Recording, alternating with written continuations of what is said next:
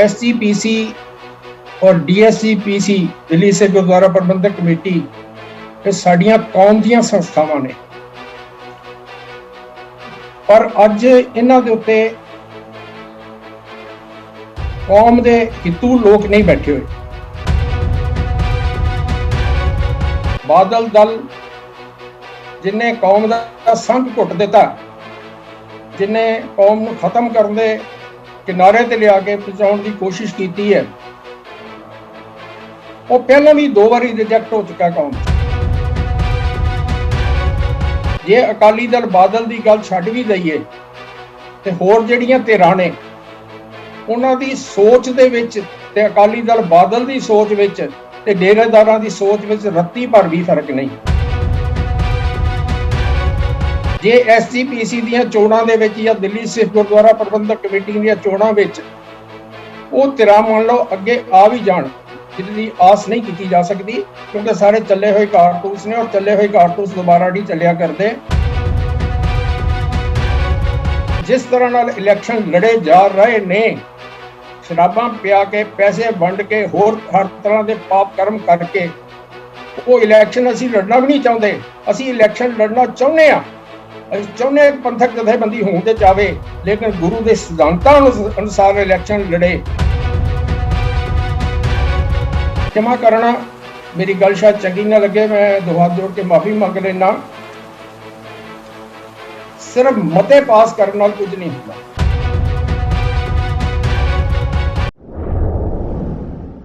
पंथक असैंबली में शामिल ਅਤੇ फेसबुक या होर साधना राही अज के प्रोग्राम को देख रहे समूह गुरसिख वीरां नूं वाहिगुरू जी का खालसा, वाहिगुरू जी की फतेह। मैं धन्नवादी हाँ स्पीकर साहब का, उन्होंने मैनूं समय की बख्शिश की है। मेरे तो पहला सत्कारयोग केवल ने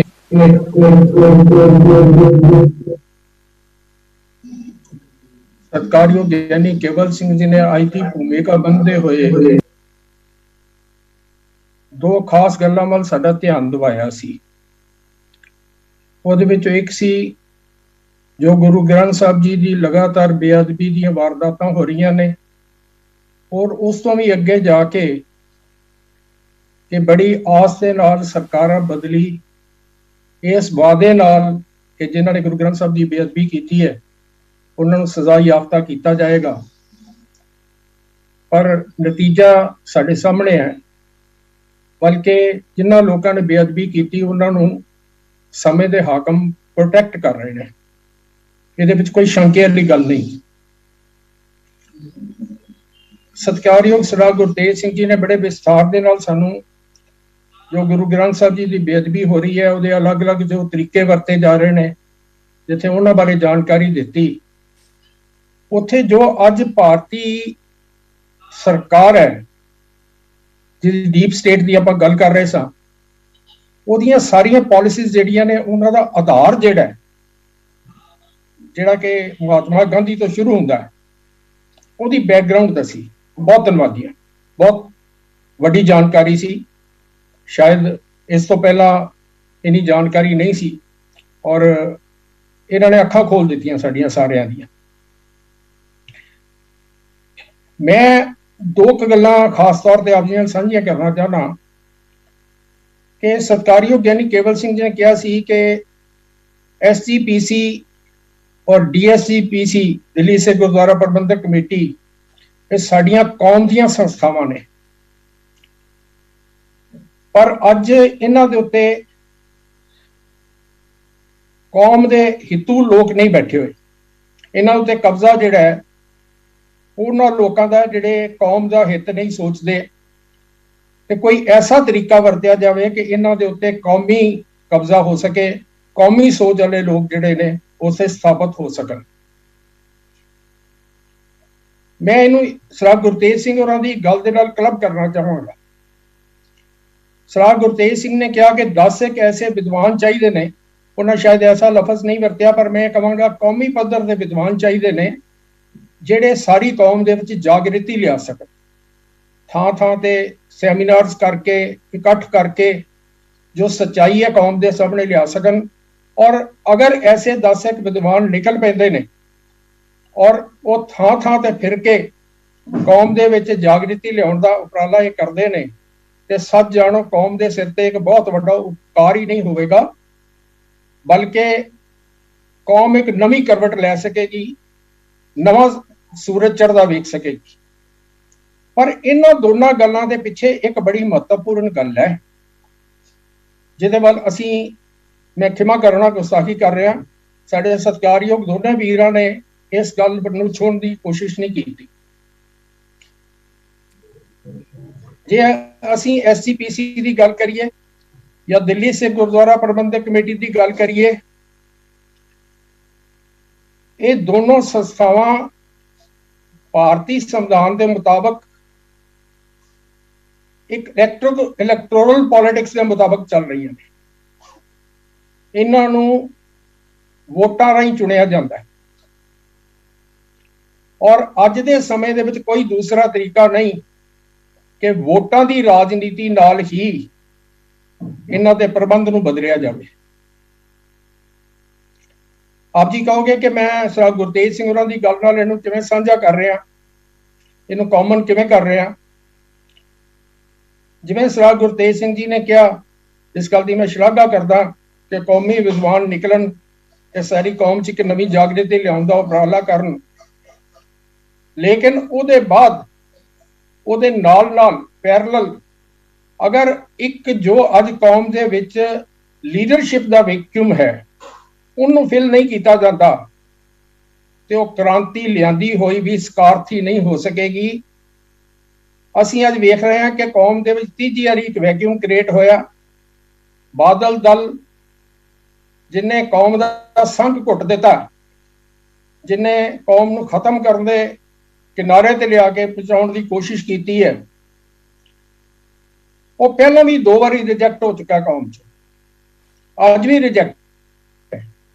लेकिन क्योंकि असीं कोई वो वैक्यूम नूं फिल नहीं करते, कोई आल्टरनेट लीडरशिप उभर के नहीं आउंदी, वो मुड़ के जिहड़े ने दोबारा काबज हो जाते हैं। अज बिल्कुल इस मुहाने ते कौम खड़ी है। चाहे गल करिए SGPC की, दिल्ली सिख गुरुद्वारा प्रबंधक कमेटी की, अगर उन्होंने हटाना है, उन्होंने बदलना है तो वह कोई सानू कौमी पद्धर के उत्ते बदल देना पवेगा। जे कौम दे विच जागृति लिया के उहदे बाद उहदा लाहा कोई पंथक सोच वाली जथेबंदी नूं नहीं मिलिया, पंथक सोच वाली जथेबंदी अगे लिया के असीं उन्हां दे द्वारा प्रबंध नूं नहीं संभाल सके तो वह सारा कुछ किया होया जिहड़ा उस कारथा नहीं होएगा।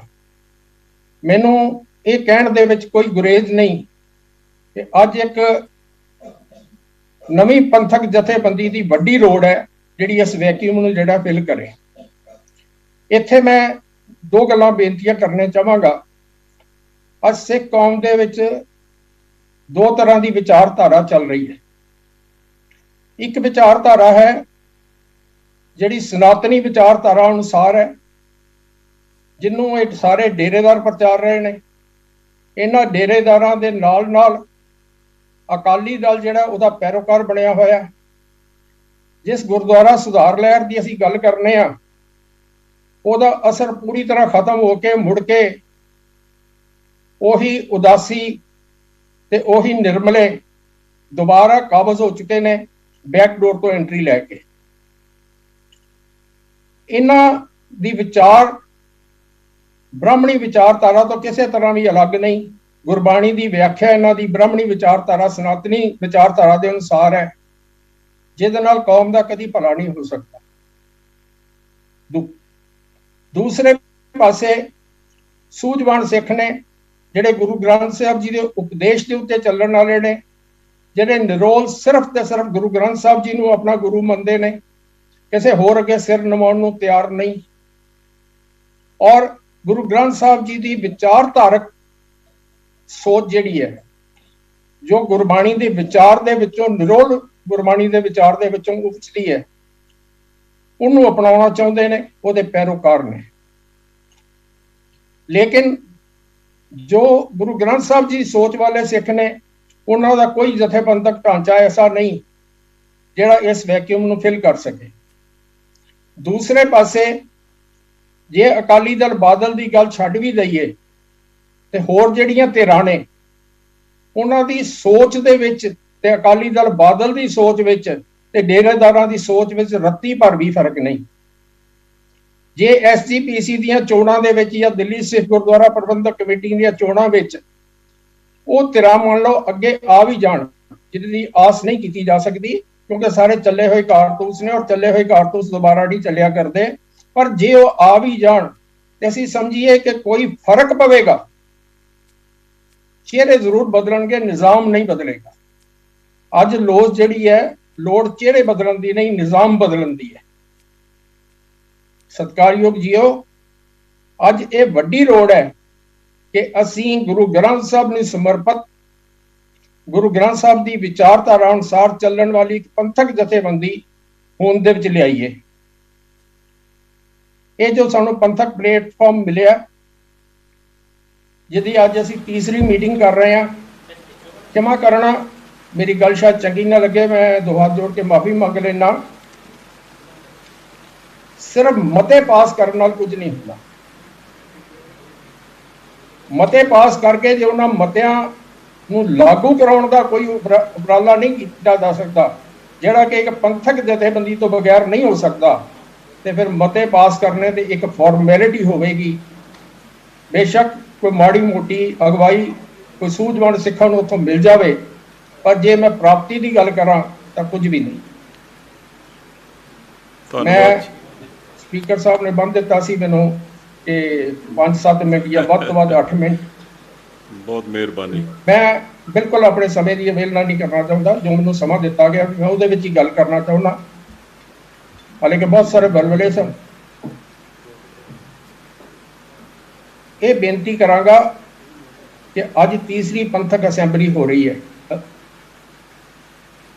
इस तीसरी पंथक असैंबली विच घट्टो घट्ट एक ऐसा कोई जतन कर सकीए कि एक पंथक जथेबंदी जिहड़ी पूर्ण रूप में गुरु ग्रंथ साहब के सिद्धांतों को अपनाई होवे। अच्छा, इत्थे एक होर गल आउंदी है, मैं क्षमा करना।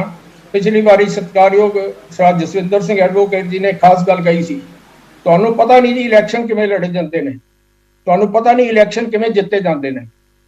बिल्कुल ठीक गल है, साडा कोई तजर्बा नहीं इलैक्शन किवें जिते जाते हैं, इलैक्शन किवें लड़े जाते हैं।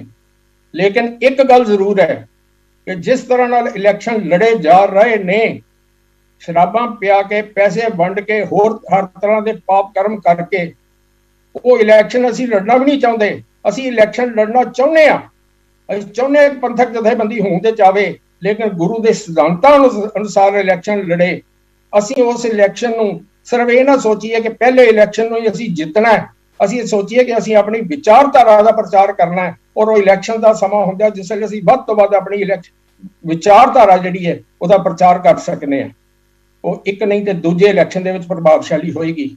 मैं तो ये कहना जिसले गुरु का वोट आसरा लैके सच नूं आधार बना के कोई इलैक्शन लड़ांगे तो सतगुरु की बख्शिश जिहड़ी है बहुत पहले भी हो सकती है, पहले इलैक्शन दे विच ही हो सकती है।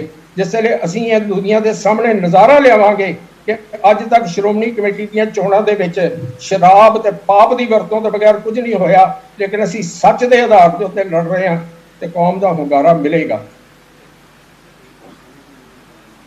हारन तो ना डरिए, हार मनन तो डरिए। जित हार चलदियां रहंदियां ने, लेकिन हार मन जाना हार हुंदी है। जिन्ना चिर असीं उस संघर्ष दे विच लगे हुए हैं, संघर्षरत हां, उहदे वास्ते उपराले कर रहे हैं, एक कोशिश कर रहे हैं कि अपने गुरु की गल असीं दुनिया तक पहुँचानी है, अपने गुरु की गल दे गुरु के सिद्धांतां अनुसार अपनी कौम नूं लैके आउणा है। उन्ना चिर हार नहीं, उन्ना चिर मेहरबानी की कृपा करके समेटन दी खेचल करो जी। मैं पिछली दूसरी जिहड़ी पंथक असैंबली हुई सी ਉਹਦੇ ਵਿੱਚ भी बड़ी पुरजोर अपील की सी। अज फिर मैं उस अपील ਨੂੰ दोबारा दोहरा रहा और ये भी बेनती नाल करदे हां कि जे असीं ਇਸ ਪੰਥਕ ਅਸੈਂਬਲੀ ਦੇ ਵਿੱਚੋਂ ਵੀ ਸਿਰਫ ਮਤੇ ਹੀ ਕੱਢਣੇ ਨੇ, ਹੋਰ ਕੋਈ ਰਾਹ ਕੌਮ ਦੀ ਝੋਲੀ 'ਚ ਨਹੀਂ ਪਾਉਣਾ। ਤੇ ਮੈਂ ਦੋ ਹੱਥ ਕੇ ਮਾਫੀ ਮੰਗਾ, ਮੇਰੇ ਹਿਸਾਬ ਨਾਲ ਅਸੀਂ ਕੋਈ ਵੱਡੀ ਪ੍ਰਾਪਤੀ ਨਹੀਂ ਕਰ ਸਕਾਂਗੇ। ਬਹੁਤ ਮਿਹਰਬਾਨੀ ਜੀ, ਕਿਰਪਾ ਕਰਕੇ ਸਮੇਟਣ ਦੀ ਖੇਚਲ। ਹੋ ਸਕਦਾ ਹੈ ਮੇਰੀ ਗੱਲ ਨਾਲ ਆਪ ਜੀ ਸਾਰੇ ਸਹਿਮਤ ਨਾ ਹੋ, ਉਹ ਜ਼ਰੂਰੀ ਵੀ ਨਹੀਂ ਹੈ ਕਿ ਸਾਰੇ ਸਹਿਮਤ ਹੋਣ, ਲੇਕਿਨ ਮੇਰੀ ਗੱਲ ਨੂੰ ਵਿਚਾਰਨਾ ਜ਼ਰੂਰ, ਮੇਰੀ ਗੱਲ ਬਾਰੇ ਸੋਚਣਾ ਜ਼ਰੂਰ। ਅੱਜ ਇੱਕ ਕੌਮੀ ਲੋੜ ਹੈ ਜਿਹਦੀ ਪੂਰਤੀ ਕਰਨੀ ਸਾਡਾ ਫਰਜ਼ ਬਣਦਾ ਹੈ। ਅਗਰ ਨਹੀਂ ਕਰਦੇ ਤਾਂ ਅਸੀਂ ਆਪਣੇ ਫਰਜ਼ ਤੋਂ ਭਗੌੜੇ ਹੋਵਾਂਗੇ। ਮੈਂ ਆਪਣੇ ਸਮੇਂ ਤੋਂ ਹਟ ਨਹੀਂ ਜਾਣਾ ਚਾਹੁੰਦਾ।